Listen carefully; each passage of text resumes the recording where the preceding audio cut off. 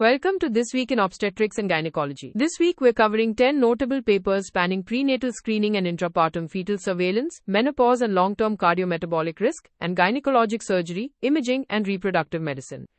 Let's dive in.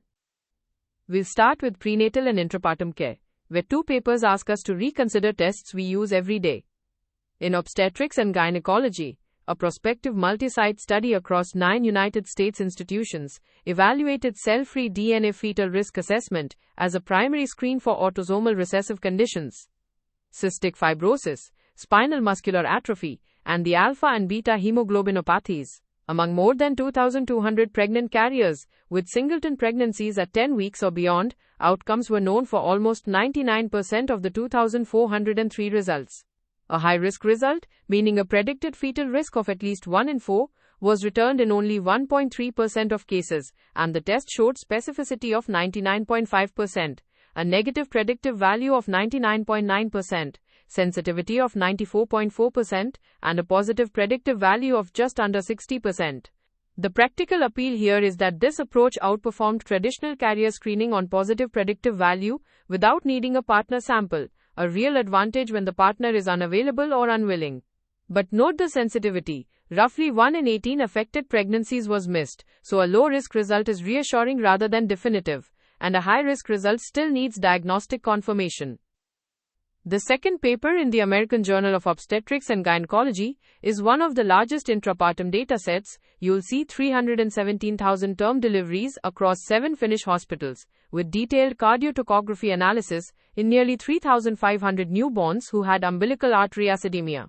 Chorioamnionitis, clinical or histological, was associated with roughly a 4-fold increase in the odds of hypoxic-ischemic encephalopathy, and crucially, this happened at milder degrees of acidemia, more moderate and fewer severe pH values in the infected group. Funisitis, the histologic marker of a fetal inflammatory response, independently doubled the odds of encephalopathy, even after adjusting for how acidemic the baby was.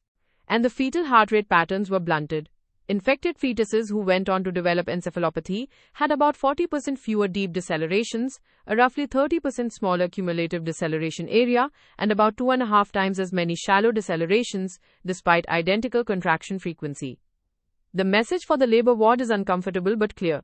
In the setting of intrauterine infection, a tracing that looks only mildly abnormal may be concealing a fetus with far less reserve than you think. Turning to menopause, 2 papers in Obstetrics and Gynecology push in the same direction and will likely generate discussion. A Markov cost-effectiveness model of a hypothetical 50-year-old woman with vasomotor symptoms taking 5 years of transdermal estradiol with micronized progesterone if she has a uterus found that hormone therapy was not merely cost-effective but absolutely dominant.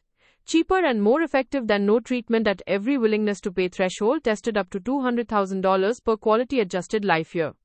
Per 10,000 women followed over a lifetime, the estradiol-only strategy produced more than 33,000 additional quality-adjusted life years, with 259 fewer atherosclerotic cardiovascular events, 181 fewer hip fractures, and 647 fewer deaths against 87 additional breast cancer cases.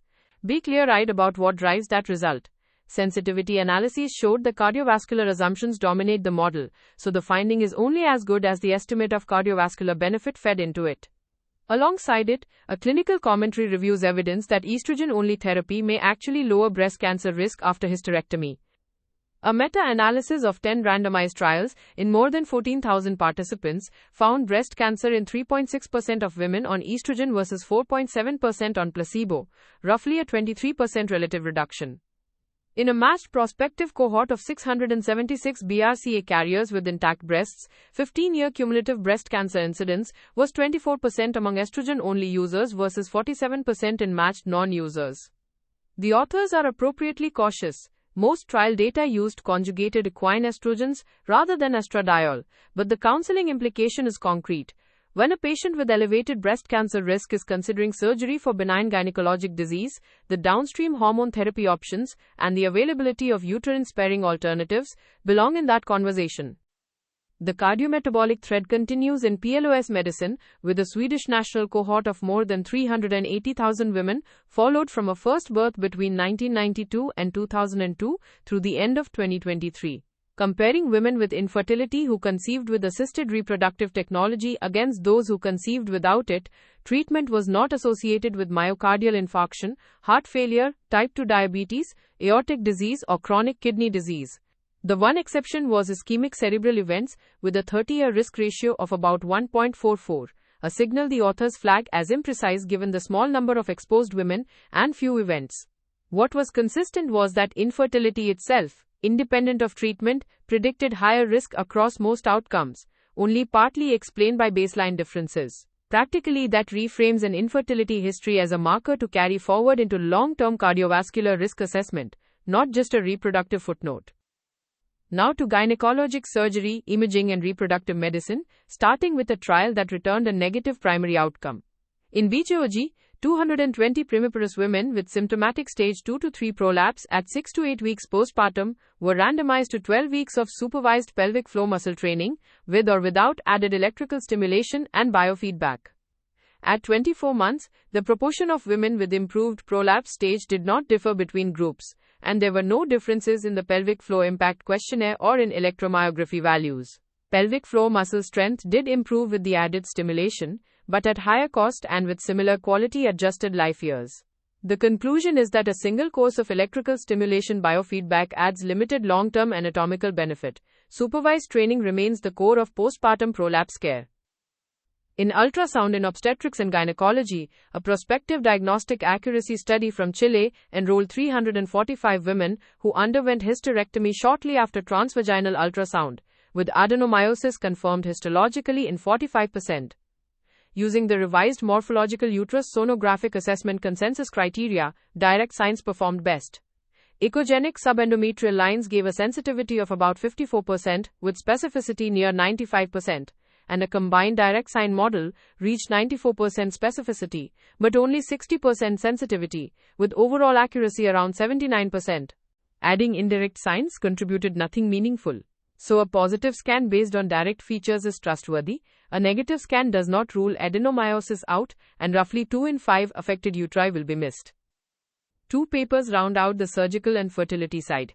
In gynecologic oncology, the final quality of life analysis from the prospective multicenter SENTIX study compared 594 patients with early-stage cervical cancer managed with sentinel node biopsy alone against 134 who went on to pelvic lymphadenectomy. Global health status and functional scales were preserved in the sentinel node group. Patient-reported lower limb lymphedema occurred in 7% versus 16% and was milder when it occurred, and early postoperative complications were 12.5% versus 21.5%. Severe objectively measured lymphedema was rare in both arms. Also in gynecologic oncology, a joint clinical practice statement from the Society of Gynecologic Oncology and the Society of American Gastrointestinal and Endoscopic Surgeons positions metabolic and bariatric surgery as the most effective and durable obesity treatment for women with endometrial, intraepithelial neoplasia or endometrial cancer, potentially as a bridge to definitive surgery or an adjunct to conservative management, and reminds us that cardiovascular disease, not cancer, is the leading cause of death in this population. Finally, infertility and sterility, a retrospective analysis of more than 26,000 single embryo transfers in women aged 40 to 49 across 21 Spanish and Italian clinics compared modified natural cycle against hormone replacement endometrial preparation. Live birth rates were comparable overall, but the modified natural cycle was associated with roughly a 40% lower risk of clinical miscarriage and modestly higher ongoing pregnancy rates, with the live birth advantage emerging in autologous euploid cycles. It's observational, so treat it as support for feasibility rather than proof of superiority. If you only have time for one paper this week, make it the Finnish cardiotocography study in the American Journal of Obstetrics and Gynecology. It changes how you should read a tracing in front of you. When chorioamnionitis is in the picture, the fetal heart rate signal understates the danger, and that is actionable on your next shift. Here are the key takeaways from this week in obstetrics and gynecology. First, in labor complicated by clinical or histological chorioamnionitis, expect blunted decelerations and encephalopathy at milder acidemia. Lower your threshold for intervention.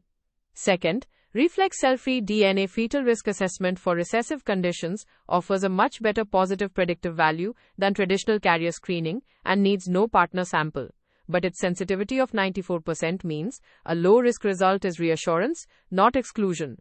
Third, modeling and trial-level evidence both now favor hormone therapy for the symptomatic 50-year-old, and estrogen-only therapy after hysterectomy appears to reduce breast cancer risk. Factor that into pre-hysterectomy counseling.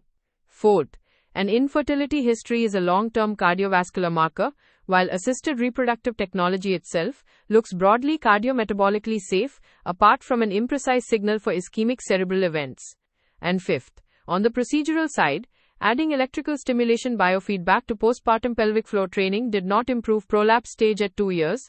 Direct ultrasound signs are specific but insensitive for adenomyosis, and sentinel node biopsy alone in early cervical cancer preserved quality of life, with roughly half the lymphedema and fewer early complications. That's a roundup for this week in obstetrics and gynecology. The full transcript and references are available on the episode page in your Audio Scholar library. This is an AI-curated summary. For clinical decisions, always consult primary sources and current guidelines. See you next week. If this weekly briefing is useful, follow the show in your podcast app so new episodes arrive automatically. And if you have a paper you have been meaning to read, upload the PDF or paste any link at audioscholar.cc. We will turn it into audio like this one in any of 31 languages. This is an automated summary generated by artificial intelligence, which can make mistakes. Always review the original source materials.